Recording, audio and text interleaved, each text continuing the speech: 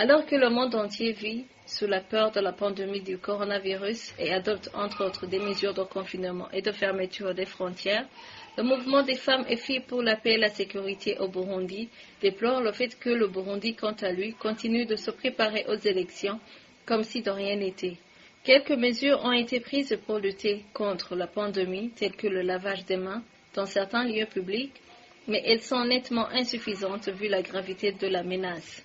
À l'instar de tous les pays où le Covid-19 s'est déjà manifesté, le mouvement des femmes et filles pour la paix et la sécurité estime qu'il serait prudent et responsable que le gouvernement du Burundi reporte les élections pour éviter les grands rassemblements, implique l'administration à la base dans la lutte contre le coronavirus en faisant respecter les consignes d'hygiène et de distanciation sociale et accepte de collaborer avec ses partenaires techniques et financiers pour lutter efficacement contre cette pandémie. Il est en effet très regrettable de constater que l'OMS, qui avait commencé à former des biologistes du centre hospitalo-universitaire de Kamenge, ait vu le ministre de la Santé mettre fin brutalement à la formation.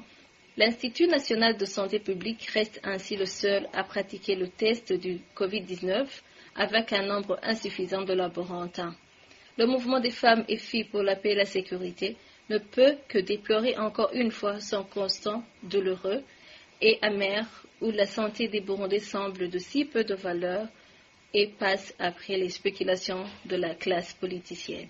En outre, le mouvement des femmes et filles pour la paix et la sécurité voudrait lancer un cri d'alarme au sujet de la surpopulation carcérale au Burundi, qui est une bombe à retardement. D'après le rapport annuel du président de la Commission nationale indépendante des droits de l'homme, présenté à l'Assemblée nationale, le taux d'occupation dans toutes les prisons était de 273,3% au 27 décembre 2019, avec un total de 11 464 prisonniers, alors que la capacité d'accueil est de 4 194 personnes.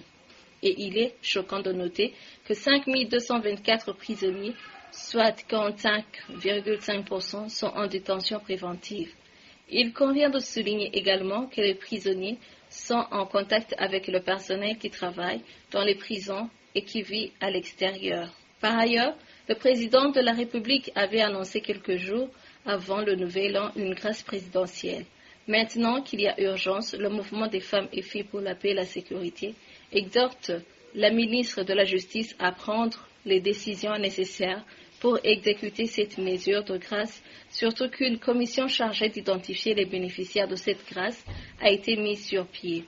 Il est plus qu'urgent de désengorger les prisons en libérant ces personnes graciées, les prisonniers en fin de peine, ceux qui sont âgés, les malades et les prisonniers politiques, etc.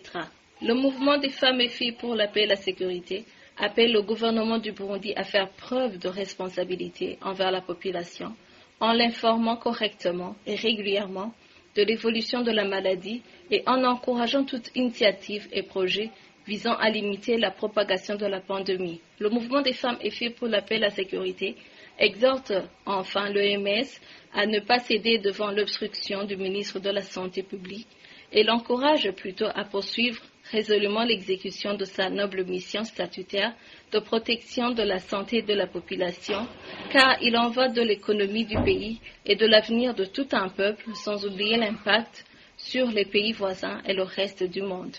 Ceci est un message du mouvement des femmes et filles pour la paix et la sécurité au Burundi.